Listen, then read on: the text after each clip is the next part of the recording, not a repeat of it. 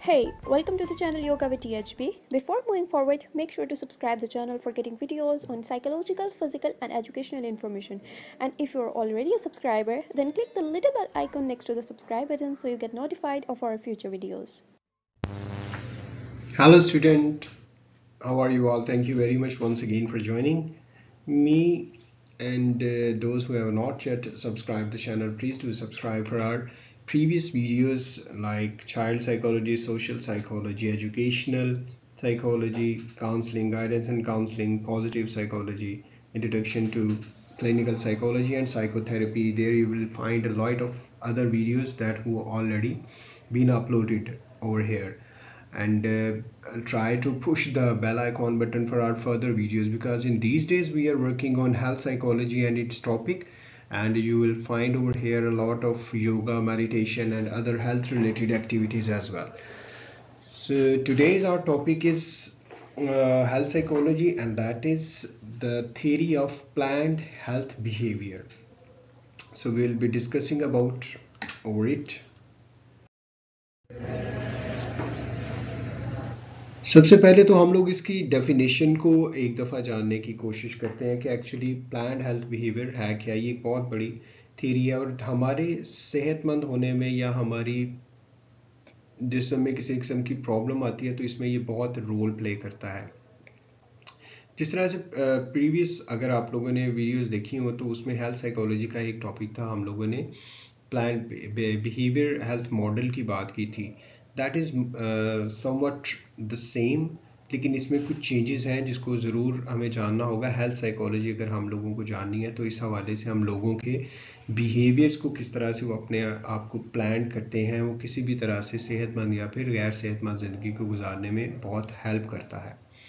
So definition अगर हम लोग इसके देखें तो theory of planned behaviour actually explain करता है हमें individual behaviour as a resulting from intentions, उनकी जो इंटेंशन है यानी जानते बूझते हुए, which in turn are influenced by attitude, जो उनके एटीट्यूड्स हैं, जो उनके सब्जेक्टिव नॉर्म्स हैं और उसके साथ साथ उनके परसीव्ड बिहेवियरल कंट्रोल है।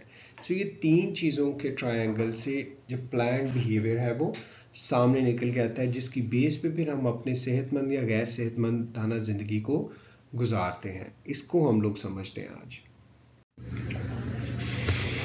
अगर हम लोग इसकी समरी को देखें तो अगर देखें आप सबसे पहले परसीव्ड बिहेवियरल कंट्रोल का साइकिल कैसे बनता है।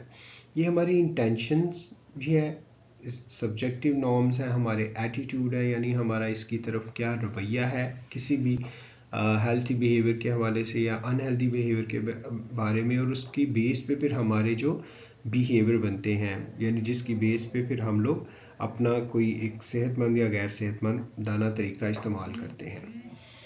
ये इस थ्योरी को प्लान्ड बिहेवियर थ्योरी इसलिए कहा जाता है क्योंकि इन्फ्लुएंस करती है वही, जैसे हम लोग पहले बात कर चुके हैं, इंटेंशंस की, और फिर उसके ऊपर वो जब ये सारी चीज़ें तीनों चीज़ें इकट्ठा होती हैं तो फिर हमारे सामने एक बिहेवियर निकल के आता है जिसको हम लोग जब क्लास में बात करेंगे इसके ऊपर तो केस स्टडीज़ को जब हम लोग देखेंगे, पढ़ेंगे और उसके ऊपर डिस्कशंस करेंगे सो और ज़्यादा बेहतर तरीके से कवर अप होगा ये कोर्स। लेकिन चूंकि ये स्लाइड्स हैं तो इसको सिर्फ मैं ब्रीफली आपके साथ शेयर करना चाह रहा था। फॉर एग्जांपल हम यहाँ पे एग्जांपल लेते हैं प्लान्ड ईटिंग बिहेवियर की।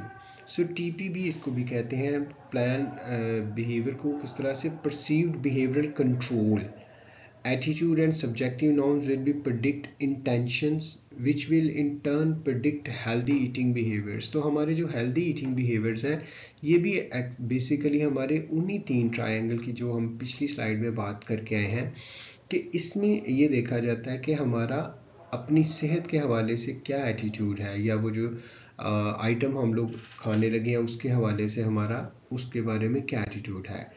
आइडेंटिटी थ्योरी सजेस्ट इसको इस तरह से करती है कि हेल्दी जो eater identity will have a direct effect on food consumption behaviour, कि जो भी हम फूड आइटम अपने लिए इस्तेमाल करेंगे उसके बारे में हमारा क्या एटीट्यूड है। सो प्लान्ड हम लोग उसके मुताबिक अपना बिहेवियर करते हैं या उसके मुताबिक हम लोग अपना कोई भी एक्शन करते हैं और फिर उसके अकॉर्डिंगली वो हमारी सेहत पे अफेक्ट करता है। अगर हम लोग इन जनरल देखें तो इस मॉडल के तहत more positive the attitude and the subjective norms are towards cessation, यानी अगर हम लोग सिगरेट स्मोकिंग की बात करें तो हमारा जितना एटीट्यूड और हमारा सब्जेक्टिव अंदर से हमारे जितने नॉर्म्स उसके बारे में पॉजिटिव होंगे तो हम जल्दी उस चीज़ के बारे में से जान छुड़ा लेंगे। जो इसमें greater the perceived control and stronger the individual intention will be terminate tobacco use. तो ये तीन चीज़ें अगर हमारी बड़ी स्ट्रॉन्ग होंगी, यानी हमारी इंटेंशन इसको छोड़ने के हवाले से और हमारे सब्जेक्टिव नॉर्म्स जो हमारे अंदर के हमारे उसके बारे में एतकाद है, तो बहुत ज़्यादा इसमें चांसेस हैं कि हम लोग उस चीज़ को छोड़ सकेंगे। एटीट्यूड थोड़ा सा देखते हैं कि क्या चीज़ है इस पर्सपेक्टिव में।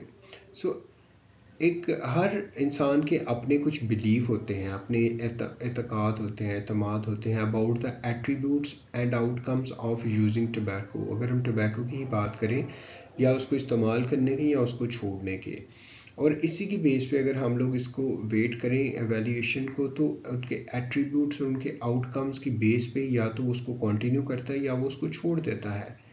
अगर हम सब्जेक्टिव नॉर्म्स की यहाँ पे बात करें तो जो किसी भी शख्स का जो इंडिविजुअल बिलीफ है वो उसके बारे में कितना ज़्यादा इम्पोर्टेंस उसको दे रहा है, उसको अप्रूवल या डिसअप्रूवल दे रहा है टोबैको के यूज़ को यानी स्मोकिंग को, और फिर इसी की बेस पे वो मोटिवेट होता है उसको छोड़ने में या उसको जारी रखने में। चाहे ये सिगरेट स्मोकिंग के हवाले से बात है, चाहे ये हमारे हेल्दी बिहेवियर ईटिंग बिहेवियर्स के हवाले से है, या है हमारे लाइफ स्टाइल्स हैं जो एक्सरसाइज के हवाले से, ये सारा किसी पे भी इम्प्लीमेंट हो सकता है इस हवाले से।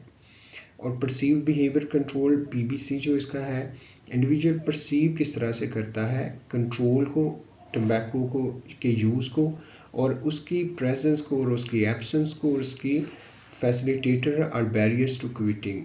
तो ये वो बेसिकली उसका एटीट्यूड ही है उसके बारे में, चाहे वो सिगरेट्स हैं, चाहे वो ईटिंग बिहेवियर्स है, चाहे वो एक्सरसाइज है, चाहे वो लाइफ स्टाइल है, कुछ भी है, तो अगर वो उसको परसीव कर लेता है पॉजिटिव वे में सो उसकी सेहत जो है वो बेहतर हो जाएगी। अगर वो इसको नेगेटिवली परसीव करता है तो ऑब्वियसली वो नेगेटिव वे में जाए। प्लान्ड ओबेसिटी बिहेवियर भी अगर हम लोग देखें टीपीबी को, जैसे हम लोग पिछली स्लाइड्स में भी इसको देख के आए हैं, तो ये थ्योरी जो है efficiently explain the ability of perceived behavioural control and possibly attitude the enhance the motivation of the obese people to lose weight। so जो प्लान ओबेसिटी बिहेवियर है ये एक्चुअली लोगों को किसी भी अनहेल्दी फूड को किस तरह से हम लोगों ने कम करवाना है या उसके छोड़वाना है या उनको एक्सरसाइज की तरफ लेके आना, तो ये पूरा एक मॉडल जो है उनके साथ शेयर किया जाता है। उसकी बेस पे फिर वो अपने जो नेक्स्ट फ्यूचर प्लान करते हैं उसके अकॉर्डिंग। एक्सरसाइज की अगर हम लोग बात करें बिहेवियर की, प्लान एक्सरसाइज बिहेवियर, तो ये भी सेम इसी तरह से है। जो लोग हैं intent to exercise when the hold and positive evaluation of exercise, जब वो एक्सरसाइज को पूरी तरीके से एवेल्यूएट करते हैं कि ये हमारे जिस्म के कौन से हिस्से के लिए ज़्यादा बेहतर है, अगर वो इसको प्लान कर लेते हैं तो उसके अकॉर्डिंगली वो शुरू कर देते हैं। लेकिन वही सारी चीज़ें सब्जेक्टिव नॉर्म्स, एटीट्यूड, ये सारी चीज़ें को एवेल्यूएशन के बाद। So this was all about the today's topic। I hope कि इसकी समझ आ गई होगी, लेकिन इसको अगर हम लोग और ज़्यादा बेहतर तरीके से समझना चाहते हैं तो वो हम लोग क्लास में केस स्टडीज़ वगैरह इसके ऊपर करेंगे ताकि हम लोग बेहतर तरीके से इसको जान सकें। So thank you very much. If you have any question and if you think that this is a good for you and other students do share them. Thank you so much. Have a good day.